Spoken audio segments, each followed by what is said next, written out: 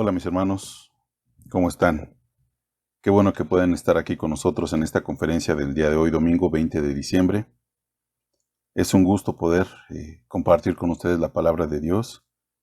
Espero que se encuentren gozando de buena salud y con la esperanza de pronto volvernos a ver, estar juntos.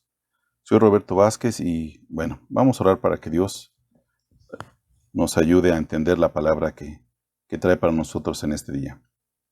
Padre, te agradecemos en esta hora la bondad y la misericordia que tienes con cada uno de nosotros, Señor. Gracias, Padre, porque te ocupas, Señor, en instruirnos, en hacernos crecer, Dios, cada día. Y te damos gracias, Señor, por la palabra que has preparado para cada uno de nosotros el día de hoy. Te pido, Padre, que prepares nuestro corazón para que podamos entenderla, Señor, no solamente aprenderla, sino que se haga carne en nuestro corazón, Señor.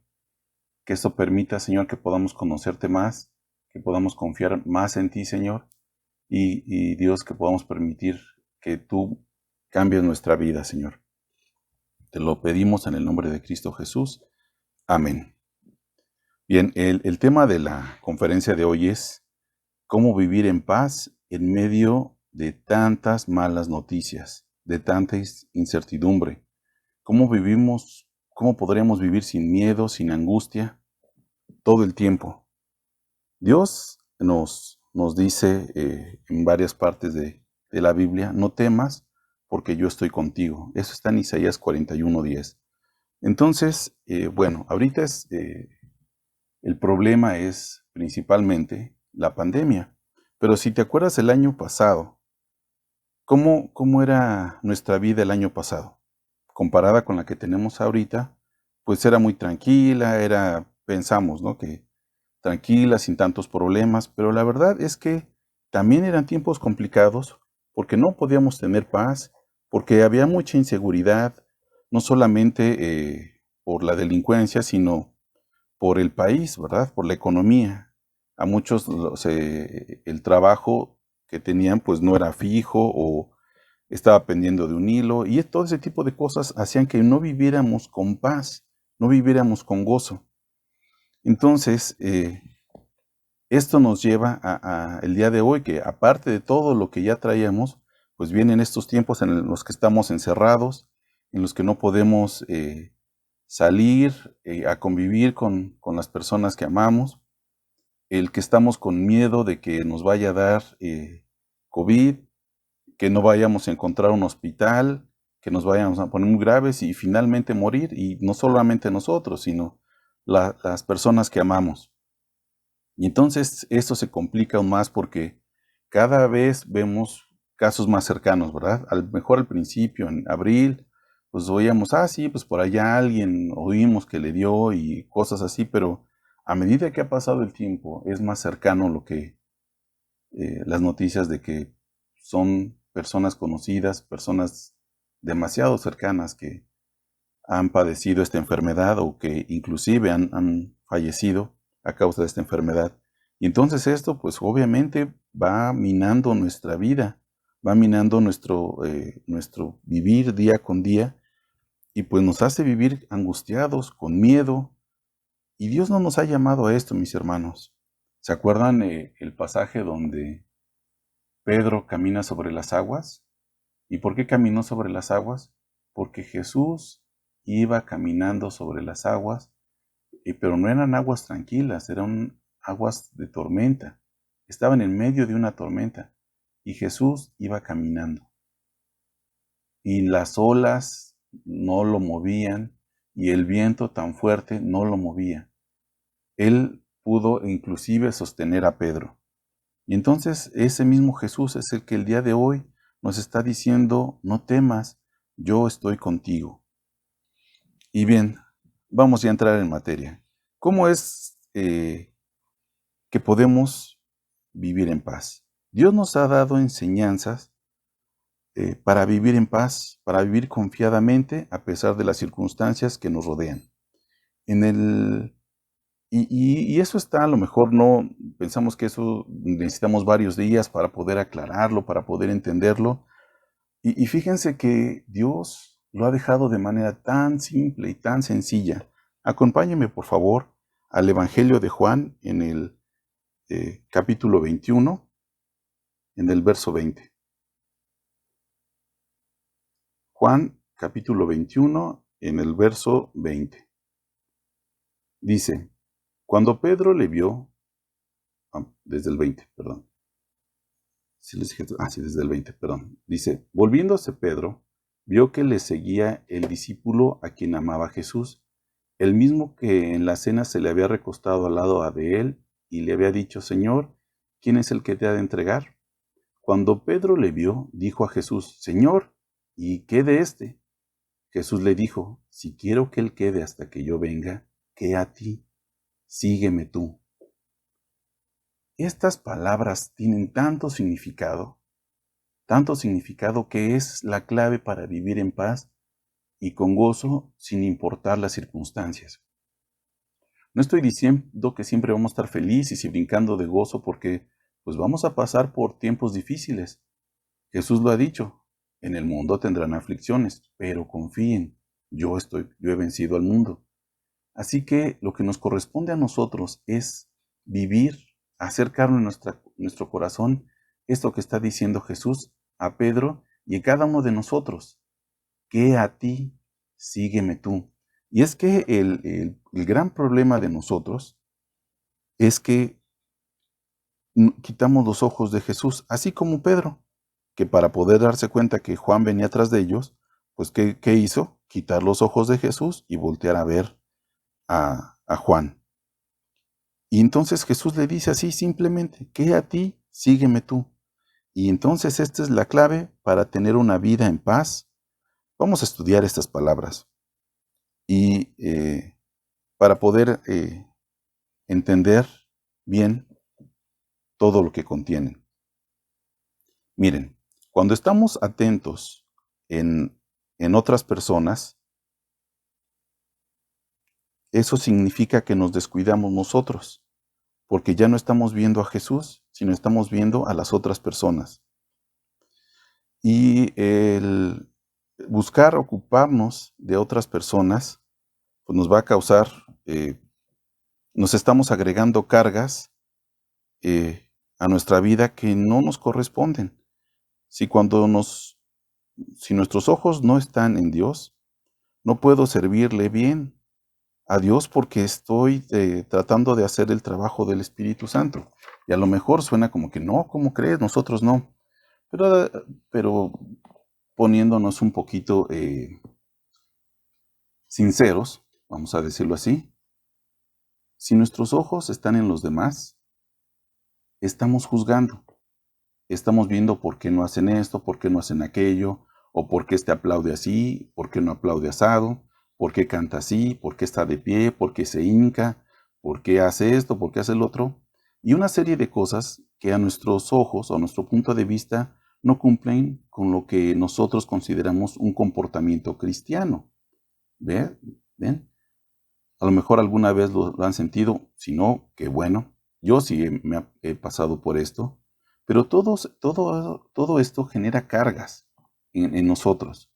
Porque vemos que a lo mejor, es que las personas no se comprometen, es que las personas, mira, no quieren venir a servir. Y todo esto nos da motivo para sufrir, para preocuparnos, para estar angustiados, para estar tristes. Y aquí miren, no digo que seamos indiferentes al sufrimiento ajeno. Lo que estoy diciendo es que tengamos en cuenta que nosotros no somos el Espíritu Santo. Yo no puedo hacer que alguien se convierta. Yo no puedo hacer que alguien se comprometa o que cambie su forma de vivir. Yo no puedo. Ese es el trabajo del Espíritu Santo. Nosotros no podemos cambiar a nadie, pero aún así lo intentamos. Y a veces no de manera consciente. Y lo único que logramos normalmente cuando tratamos de hacer que las personas se conviertan a Dios, que regresen a sus caminos, cuando lo hacemos nosotros por nuestra propia cuenta, ¿qué es lo que causamos? Que las cosas se empeoren. Normalmente eso es lo que causamos. Si el plan que nosotros tengamos trazado para ayudar a las personas, normalmente fracasa. ¿Y fracasa por qué? Porque yo no soy el Espíritu Santo, porque yo no conozco todo lo que hay en la vida de las personas. Solamente estoy viendo la parte externa. Acompáñenme por favor a Lucas, al Evangelio de Lucas, el capítulo 6, el verso 41. Lucas capítulo 6, verso 41. Y dice así, y este es Jesús hablándonos.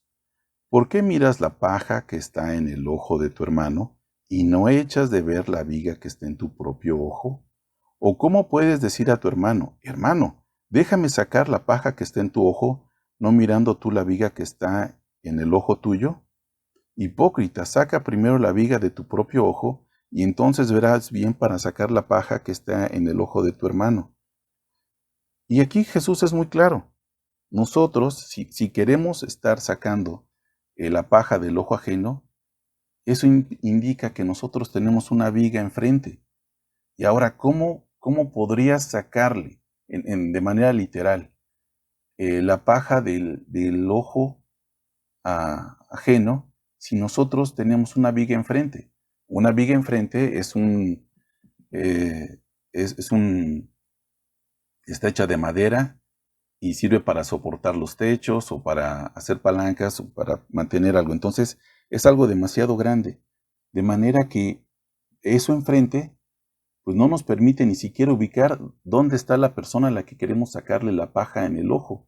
Ya no digas el ojo y dentro del ojo la paja. Entonces por eso nuestros planes continuamente fallan, el querer ayudar a otras personas porque nos ponemos en el lugar del Espíritu Santo y las juzgamos de acuerdo a lo que nosotros consideramos que está bien o que es correcto. Pero eso, mis hermanos, es trabajo del Espíritu Santo, no de nosotros. ¿Qué es lo que tenemos que hacer nosotros? No ser indiferentes, claro, al sufrimiento ni al dolor ajeno, claro que no. Pero ¿qué es lo que tenemos que hacer nosotros? Interceder, interceder. Si Dios nos da palabra, pues entonces la decimos. Pero si no, lo único que tenemos que hacer es interceder. Y no con angustia, preocupados ni nada, porque Dios es el que hace las cosas, Dios es el Todopoderoso. El trabajo del Espíritu es precisamente ese, el convencer a las personas de pecado, de juicio. No es, eso no es un área que nos compete a nosotros. Entonces, el juzgar a las personas, el voltear a ver a las personas desde este punto de vista, para criticar y para juzgar, pues provoca en nosotros un malestar, porque las personas no van a reaccionar o no van a hacer lo que nosotros queremos, o como quisiéramos, o como lo habíamos pensado. Normalmente vamos a terminar tristes y preocupados y porque pues no vamos a lograr lo que nosotros queremos.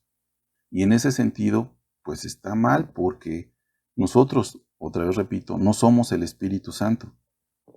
Entonces debemos tener cuidado con lo que decimos y dónde están nuestros ojos, porque si no vamos a estarnos buscando problemas de a gratis. De por sí nuestra propia vida ya es complicada, pero el estar viendo y quererle arreglar la vida a las personas, pues son cargas que nos estamos echando y que no nos corresponden, que no nos corresponde llevarlas nosotros, pero ahí vamos, tratando de cargarlas y tratando de llevarlas y tratando de solucionarlas. ¿Y qué provocamos? Que nuestra vida no sea una vida pacífica, que nuestra vida no sea una vida con gozo, porque estamos cargando los problemas de otras personas y no estamos hechos para andar cargando los problemas de otras personas. Otra de las causas que no permiten que nuestra vida sea en paz y sea con gozo es el estar peleándonos con los demás, el estar comparándonos con los demás. Ya pasamos el de querer arreglarles la vida al estarnos comparándonos. Y la comparación, pues, es una cuestión natural, ¿verdad? Es algo con lo que nacemos y es algo que tenemos que quitarnos porque solamente nos va a causar ¿qué cosa? insatisfacción, amargura, enojo, frustración, soberbia, arrogancia. Y estas cosas no producen paz para nada. Y peor aún, nos enemistan con Dios. Dios detesta los ojos arrogantes, los ojos soberbios. Vamos a Filipenses en el capítulo 2. Filipenses capítulo 2.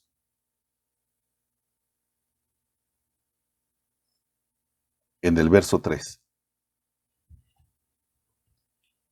Dice, no hagan nada por contienda o vanagloria, antes bien con humildad, estimando a cada uno a los demás como superiores a él mismo, no mirando cada uno por lo suyo propio, sino cada cual también por lo de los otros. ¿Qué significa contienda? Pleito. Cuando haces las cosas para molestar a alguien, para pelear, simplemente para pelear, porque algo te hizo y te tienes que vengar, porque se te cerró y tú también te le tienes que cerrar en el auto, o porque te dijo algo, o porque no te lo dijo, o por cualquier cosa. Si le haces las cosas por pelear, está mal, porque esto está causando un daño en tu propia vida, o por vanagloria, que también casi no se nos da, ¿verdad? El estar buscando ver quién es mejor. Si tú o los otros, quién comparte mejor, quién canta mejor, en qué congregación hay más personas, en qué congregación se está mejor, y todo ese tipo de cosas, ¿no? Estoy dando unos ejemplos, pero cada uno de nosotros sabe en qué aspecto de nuestra vida estamos comportándonos así, haciendo las cosas para pelear y por vanagloria. Pero dense cuenta, mis hermanos, que eso Jesús nos dice que no lo hagamos. ¿Por qué? Porque a lo mejor en un principio dices, me comparé con alguien, con cierta persona y mira, resulta ser que yo estoy más alto, yo soy más fuerte, o yo soy más estudiado, etc. Pero va a haber muchas más personas a las cuales te sobrepasan en muchos aspectos. Entonces, por un lado estás todo soberbio y por el otro lado estás todo amargado y frustrado porque, pues, siempre va a haber alguien que es mejor que tú. Entonces nuestros ojos no deben de estar en estas cosas, porque, repito, lo único que producen es vanagloria, insatisfacción, amargura, enojo, frustración, soberbia, arrogancia. Y esas cosas, mis hermanos, no nos convienen. Ahora, eso es lo que encierra las palabras que le dijo Jesús a Pedro, que a ti, sígueme tú. Es decir, tú no te preocupes por corregir la vida de los demás. Tú no te preocupes por lo que yo estoy haciendo en los demás. Tú sígueme. Tu ocupación es seguirme. Y estas son lo que acabamos de ver ahorita, son las cosas que nos van a permitir mantener nuestros ojos en Jesús. Estas son las cosas que nos van a permitir ir caminando con Él. Y lo repito, mis hermanos, nuestra propia vida ya tiene suficientes problemas. No necesitamos cargarnos los problemas de los demás, sobre todo porque no fuimos hechos para eso, para cargar y solucionar los problemas de los demás, no. Para eso está el Espíritu Santo, y Él sí es poderoso y Él es suficiente para poder cambiar a las personas. Nosotros no, nosotros no. Y bien, ya vimos cómo tener una vida con gozo y paz, sin importar las circunstancias. Debemos de dejar de juzgar y criticar. También debemos de dejar de hacer las cosas por pleito o vanagloria. Pero ahora viene una parte importante, porque seguramente esto ya lo habías escuchado antes. Pero ¿cómo lograr que esto sea una forma de vivir? ¿Cómo lograr que esto se haga carne en nuestro corazón? Porque eso es lo más importante de todo. Sí, está bien que lo sepamos, está muy bien que lo estudiemos, pero más importante es que lo llevemos a cabo, que obedezcamos esto. ¿Me acompañan, por favor, a el libro de Génesis?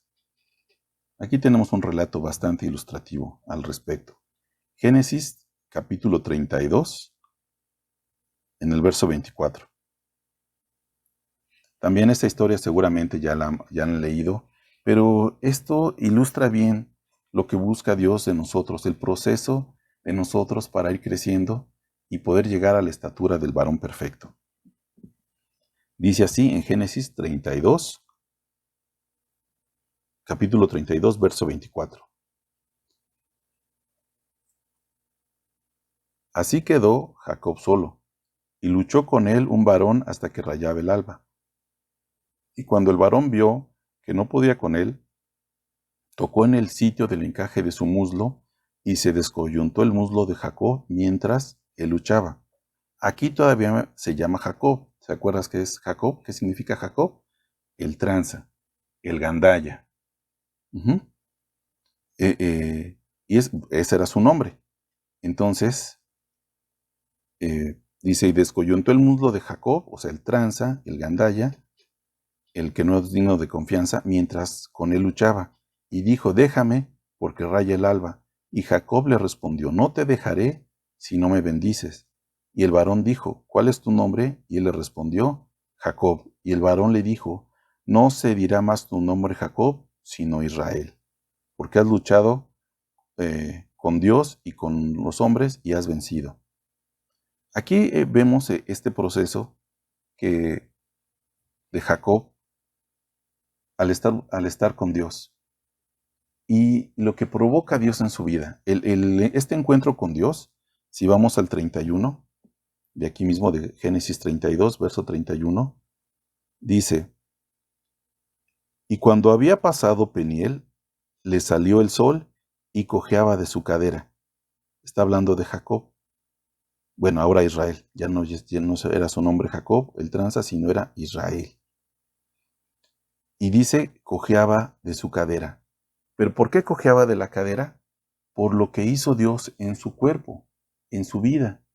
Esa cojera no fue porque Jacob haya dicho, bueno, pues como ahora ya tuve un encuentro con Dios, pues voy a ponerme algo diferente, voy a caminar chuequito. O las personas que lo vieron, que fueron testigos de todo esto, dijeron, mira, Jacob Israel tuvo un encuentro con Dios y camina chuequito. Pues vamos a también caminar nosotros chuequitos para que pues, las demás personas vean que también tuvimos un encuentro con Dios. Si imitamos el comportamiento, pues solamente estamos imitando el comportamiento. Y eso no es bueno, ¿por qué? Porque tarde o temprano vas a comportarte como siempre.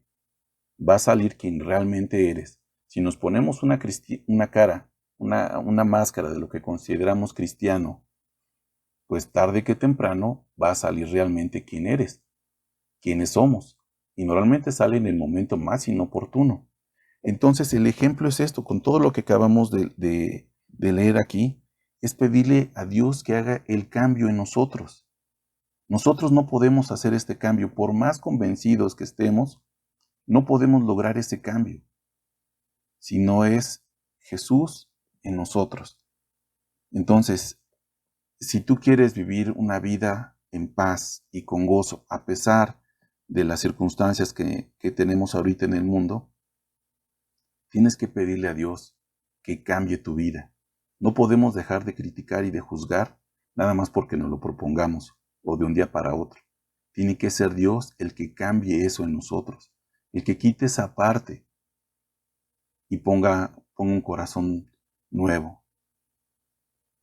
Aprendimos que no debemos estar haciendo las cosas por pleitos ni por vanagloria, pero igual, esto no lo podemos lograr nosotros solos. Tenemos que pedirle a Dios que haga el cambio en nosotros. Mientras Dios no haga el cambio en nosotros, no importa todo lo que sepamos, solo lo vamos a saber y ya. Lo vamos a tratar de vivir. Pero ve, en este ejemplo que te acabo de dar de Jacob, Jacob no trató de caminar chueco. Jacob caminaba mal porque por lo que hizo Dios en su vida, en su cuerpo. Y después de que cambió, de que hizo eso, hubo ese cambio en su cuerpo, le cambió el nombre, ya no era el tranza, ya no era el gandaya, ahora es Israel. Le cambió el nombre a Israel. Igual con cada uno de nosotros. El lograr esto tiene que ser a través de los cambios que haga Dios en nuestra propia vida. De otra forma, mis hermanos, vamos a estar batallando con cosas que no nos corresponden, vamos a estar llevando cargas extras que no nos corresponden y que a la larga afecta no solamente a nuestra vida, sino nuestro cuerpo también. La ansiedad y todas las enfermedades que hay en la actualidad tienen mucho que ver en cómo vives, cómo estás llevándote con las demás personas. Bien, vamos a terminar aquí y les agradezco por el tiempo que han tomado para escuchar esta conferencia. Vamos a orar para terminar. Hemos estado intercediendo por ustedes para que Dios les traiga este convencimiento a su vida de que el cambio no lo podemos hacer nosotros, sino Dios en nosotros. Vamos a orar, mis hermanos. Padre, te agradecemos por esta palabra. Te pedimos, Señor, que no la olvidemos, Señor, sino que se haga carne en nuestro corazón. Padre, ayúdanos a poder cumplir, Señor, a poder obedecer. Cambia nuestras vidas, Señor, cambia lo que haya que cambiar. Entregamos las cosas en ti, Señor, para que Dios obres en nuestra vida, Señor, y podamos vivir de manera diferente, Señor. Padre, queremos parecernos a ti cada día, Señor, y sabemos que la única forma de lograrlo es dejándonos moldear en tus manos, Señor. Gracias, Padre, porque tú estás con nosotros todos los días, todo el día, Señor. Gracias, Padre, porque podemos sentir que estamos en tus manos. Gracias, Padre, por tu amor y por tu misericordia, por cada uno de nosotros, Señor. Te lo agradecemos, Padre, en nombre de Jesús. Amén.